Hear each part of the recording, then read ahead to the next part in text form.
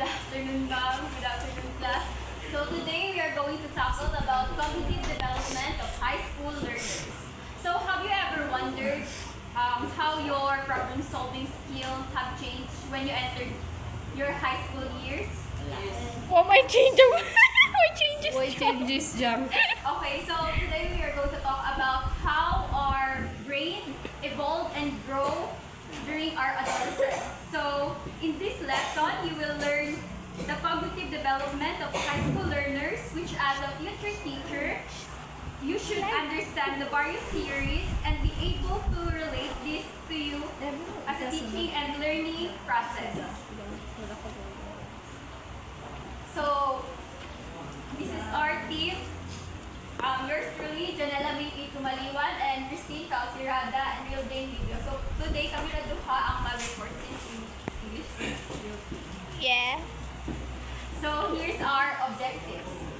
First is identify the cognitive development of adolescents in the light of Piaget's and Shigler's cognitive development theories. Next is explain the consequences of the adolescent cognitive development on their behavior. And last is describe the cognitive development concepts of high school teaching, learning, and parenting. So, there is adolescence. So, adolescence is a critical period for rapid cognitive development, characterized by a decrease in egocentric thought and development of executive functions, which significantly impact on individuals' character and personality formation for their future. So, di ba atong physical kanang appearance is nagdevelop. Yes. So while nagdevelop ang atong physical appearance, magdevelop pud ang ato ang kanang cognitive development or atong thinking. Ako dyan kayo. Adolescence is like a magic door light that leads to a whole new way of thinking and understanding the world around us. Weh. It is the time when our brains go into overdrive, growing and changing faster than ever. Imagine your thoughts from being all about yourself. Diba, nung bata pa mo, kay duha lang ka galing nun, duhang huna-huna. Unlike ron nga, Siya na. hindi. Unlike ron nga, diba, nag-enter tag adolescence is, dagan na tag problema ka ng, like, katong sa atong kinabuhi, like, kanyari sa akad, nga diba? Yes. Salablay. So, Nila. this is the time also brings new abilities to watch and organize our thoughts and activities. What's amazing is that all of these changes during adolescence have a superpower to shape who we become as individuals, influencing our personalities and how we navigate our lives ahead. So, di ba, adolescence naman taron, so, na ano na ba ninyo na-discover na ba ninyo sa inyong abilities? Wa. Wa pa dyan. Papa, ma'am. Naiwan, so, like, sample visa. Naiuban mag-excel sa art. Akads. Sa Naiuban mag-excel sa art. Music, sila dancing. So, di ba ang ato ang pag-discover sa atong abilities kay di man paspasan, di ba hinahinay gradual Yes. as we develop. Naiuban na mga learners or mga high school learners nga kanang sa high school pa lang is nag-excel na sila ana ng abilities kanang itong kapantay mo kanang mga high school nga kanang itong ma-amaze mo sa kay sila kay dagan silang salihan ng mga contest like Yes. kanang it means that their kanang abilities na nag-develop na nung nag-enter sila at adolescence. Yes. So next is corpus callosum, the acquisition of new cognitive skills due to the brain's increasing in weight and defining synaptic connections which join and coordinate the two hemispheres of the brain. So, di ba, when a child getting older, their thoughts changes too. Their brains develop new skills because they get with their connection between the brain cells or what we call the Corpus. corpus callosum. This connection linked to the both sides of the brain helping them work together. So atong both sides of the brain kanang corpus callosum murag help sila na ma-balance bitaw ato ang thinking Yes. as kanang ma-enter tag adolescence. So another is myelination, the process of related temporal and parietal areas. This second development covers the brain systems whose executive functions relate to attention, verbal fluency, language, and planning. So, in this myelination, it is happening in certain areas. It's like adding super speed. Entering from the brain system for paying attention, talking well, using language, and planning things. So,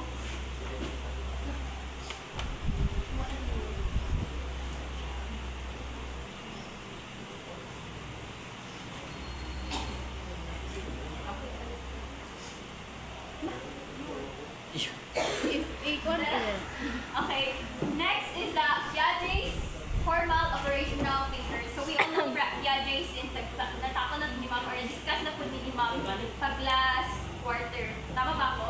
Yes. Okay, so Piaget formulated the theory of formal operational thinking. Formal operational thinking which demonstrates how the cognitive capacity of the adolescent allows him or her to go beyond the sensible and concrete realm on what is abstract, hypothetical, multidimensional, and possible. So now, formal operational thinking consists in there's three formal operational thinking na nano si Piaget.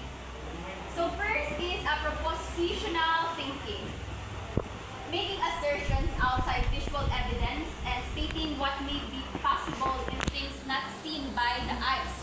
For example, whether an unseen object is red or green, big or small, flat or round. So it is imagining possibilities, what you can physically perceive. It is about guessing something that you don't know about exact information about that thing. So for example, hatagan mo ka ng ball, di ba? Bisag kanang ingon na bitaw sa imjuha kanang ball, makainaw na ng unsay formaana, unsay color, di ba? Yes.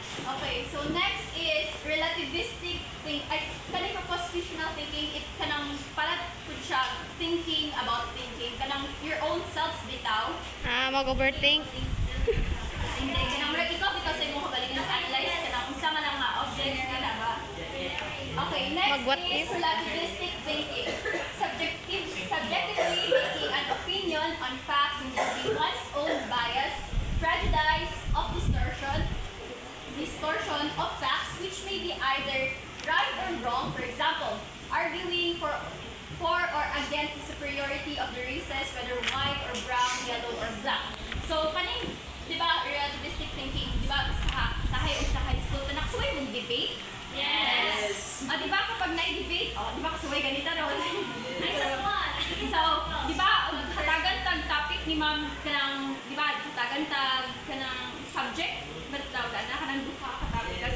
O gusto mapili kay mo na imuha. Di ba, sahay kay kung unsay mo nga pili, bisag unsa pa na si Ja, dapat ipaglaban din mo. Depende din mo si Ja. Bisag di ikaw iya ha. Ang mga kanang mga nga way bitaw, muli siya sa bias and prejudice.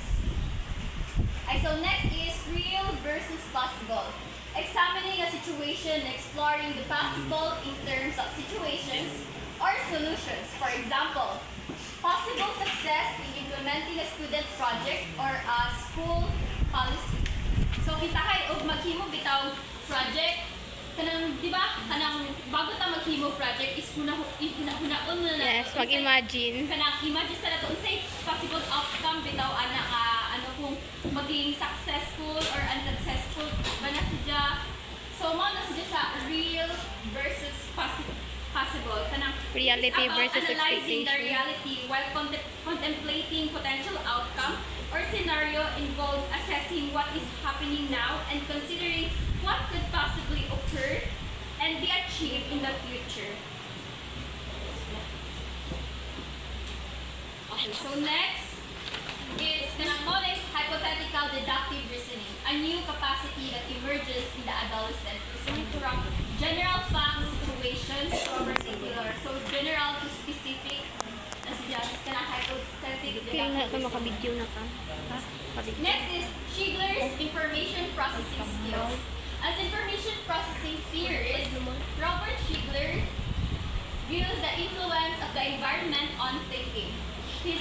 cognitive growth not as stages of development but more of sequential acquisition of specific knowledge and strategies for problem solving. He observes that the quality of information the adolescent processes that influences him or her in facing tasks at hand through strategies or rules. So natin ay gitawag na metacognition. So metacognition, it is the ability to identify one's own thinking processes and strategies, inclusive or perception memory, understanding, application, analysis, assessment, and innovation. So sa metacognition, ang kanang capacity bitaw sa isa ka student, ang capacity sa brain is much broader na bitaw, or mas, kung sa Tagalog pa, mas malawak na kanilang pangunawa. Understanding wala dahil sa, dyan. wala sa metacognition. Kaya ang Yeah. memories, kung nila di bitaw kanang murag mas dako mag-storage. Na-post. Nagkakaroon dito sila ng mga information. Ah, So next is overachievement. OA. During adolescence, he or she can achieve very high academic grades in spite of not getting IQ grades that are at the top 3 or 5% of the bell curve. So overachievement, mo sila mga students nga OA. ha? OA. Hindi OA ka na. Ang ilang grade is good bitaw. So, wait lang. Here is the characteristics of overachievement. So first is positive self-value, including self-esteem, confidence, or optimism. Kanang mga overachievers daw, kanang gusto daw silang self-confidence. Tama, mali? Maybe. Okay, so openness to authority, responsive to expectations of parents and teachers. Ma-depress. Sa authority, kanang bitang bisag, kanang ipaglaban, dyan nila kung usay, alam nilang tama. Tama, mali? Tama. Depende. Positive interpersonal relations. Responsive and sensitive to feelings of others. So, bisag ka nang ipaglaban, bitaw nila alam nilang tama. Siyempre, kasi mas more on knowledge sila. Kanang aware po sila bitaw sa feelings sa ubang tao. Murag, makasabot po sila sa feelings sa ubang tao. Bitaw. Murag, dre sila makasama. Mas sympathy ba yun? Sympathy? Empathy. Ay, empathy. So next is less conflict on the issue of self-autonomy. Feels freedom to make right choices, initiates and lead activities. Siyempre ka ng mga overachievers, di ba? Kaya ano man na sila kanang dagan man sila knowledge about ana. So ang ilahang kanang na sila freedom bitaw, di sila makadlok o unsa ilahang kanang ipaglaban bitaw or Yes, uprightness according to Confucius. Confucius. So next is academic orientation. Discipline, work habits, high motivation to discover and lead, interest in study, values, and varied fields of study. So, ang ilang academics, sila kanang itong interest, mas interested sila sa academic bitaw, kanang magpasa sila on time, kanang very kanang participative sila in terms of classes. So next is goal orientation. Efficiency and energy in organizing, planning, setting target, prioritizing long-term goals over short-term rewards. Kanang bitang goal orientation, brag na sila kanang kukunsa kanang og mag-plan sila kanang dira bitaw kanang pangmadalian. Yes. Kanang sila kanang yung mga i-ensure nga ang ilahang plan is kanang Ilahadong effective and i-achieve. efficient. Yes. So next is control over anxiety. Go compose and relax performance of organized tasks. Nano ba mo anda? Relax performance of organized tasks. Relax ra dyan. Why organized task? Relax na meron na. Okay, so next, kung na overachievement, napoy underachievement. So underachievement is the adolescent may perform below the standard set. Possible potential to not cope with the opportunity to learn and score in the top quarter of measured academic ability. So kaning mga underachievement, sila is sila kanang yung mga student nga poor bitaw ang ilahang performance sa classes or sa kanang mga dynamic class discussion. Yes. So there are two types of underachievement. First is withdrawn underachievers. Refers to those who have a a more pronounced tendency to be passive, resulting in being submissive and docile. They follow the path of no resistance, not reacting to given assignments and school regulations. Generally quiet, they do not participate in class activities. So, withdrawn underachievers. Nonchalant. Dan siya lang. Kailangan, magamit mo na to, ani ang term nga introvert. Diba, kabatay mo ka nang sa una, ka nang namoy classmate nga, hinumon tayo, kanang, di sila ka nang bitaw makipag-participate or makipag-ano sa uman. Kanang Pero naman sa iba na introvert nga, na bright yun, no? kanang sa, base sa kay, kanang, bisag kay baw sila ana nga, kita kay kung may participation. Kay, bisag kay baw sila ana, di sila mo participate kay tungod sa kay lack sila of self-confidence. So, kasabot na mo? Yes. Okay, so, kanang kung na-withdrawn at underachievers is kabalitaran manila ng aggressive underachievers are those who tend to be talkative, disruptive, and rebellious. Nabot na may mga classmates sa una nga, kanang itong bugoy kayo. Bugoy? Bugoy na. Pasaway. Sila na lang, di ba, kanang sa tugod sa ilang kabugoy kay sakay mapabayaan nila ilang study sa ina. Pero sila ng mga fail na grades. So, what is tawag na itong aggressive underachievers? So, that's all for my part. Another is Sinsha Sirata.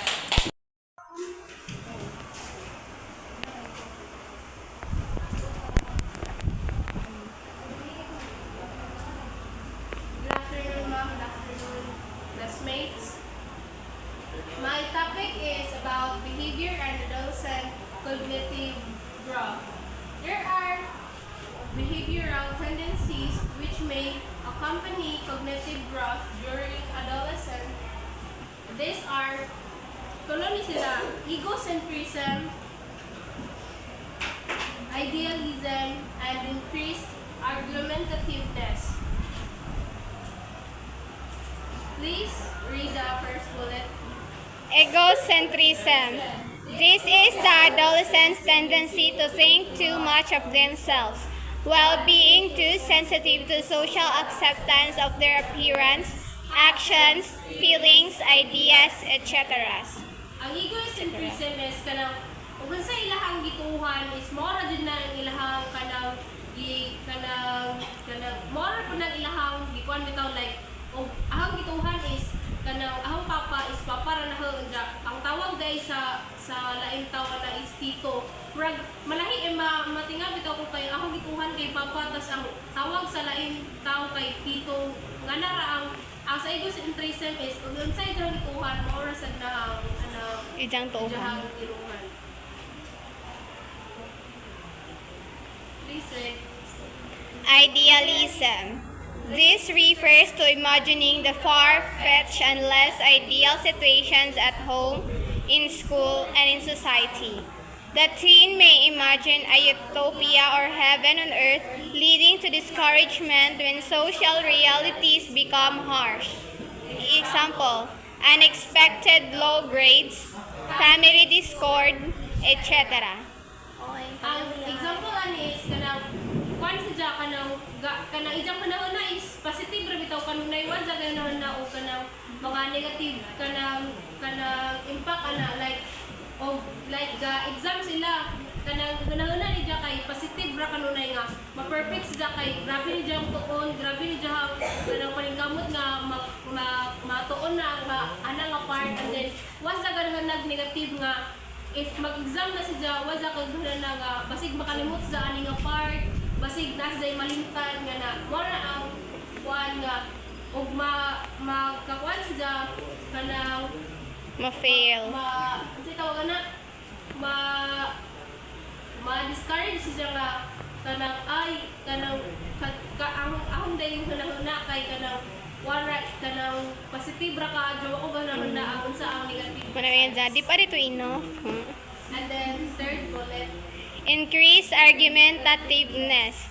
Teens enjoy learning through the use of group dynamics including role play, discussion, debate, and drama. Kanang mga adolescents, kanang, ana nga time is, kanang, ganahan sila nga, kanang, Makiglalis. kanang halubilo bitaw sa ubang tao nga kanang with group di sila ganahan nga kanang sila ra kay kanang wa sila yung mahibawan kay kanang para makighalubilo sila para unsay kanang sila mahibawan nila sa uban ila pang kanang apply sa ilang kaugalingon nga kanang kuan ilang apply nga unsay ang uwang ano.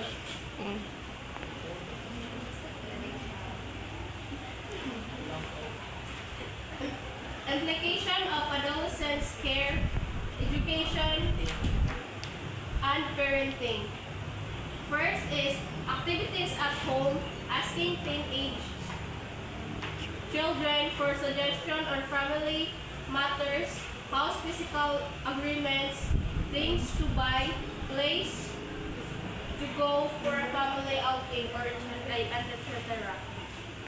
Like, ang isa ni ay kanang mga activities sa bahay like kanang sugod sila og panghugas dapat sila kanang tudluan bitaw kay para kanang murag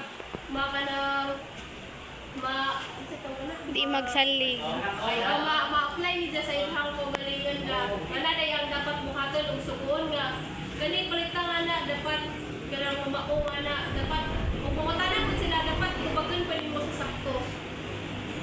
The second is allowing more independence, use of school allowance, choose on what to wear.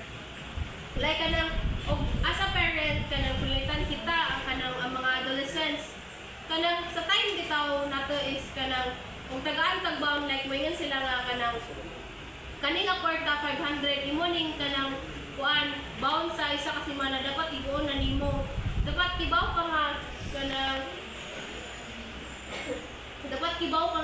ana ra na taman imong kanang budget dapat iguon nimo everyday dapat iguon nimo nang kanang ana ra taman dapat kaning 500 maabot sa isa ka semana. Third is activities in school that allows participation such as projects, field trips, joins internet research, and etc. Kanang like sa mga activities sa eskwelahan like kanang ang maestra is kanang bitaw magama og mga kanang activities sa eskwelahan kanang para makaparticipate ang mga estudyante nga makighalubilo sa uban di ra kay kanang makikuan sa jahara nga na wala sa and then last is develop reading skills through magazine, articles, and internet blogs. Like sa mga magazine ay kanang murag tagaan bitaw na time sila nga makabasaan na and then kanang murag kanang sa tawana kanang tagaan time nga tudluan nga makabasa sa parent tudluan na to ang mga bata nga mas mo increase sila ang skills sa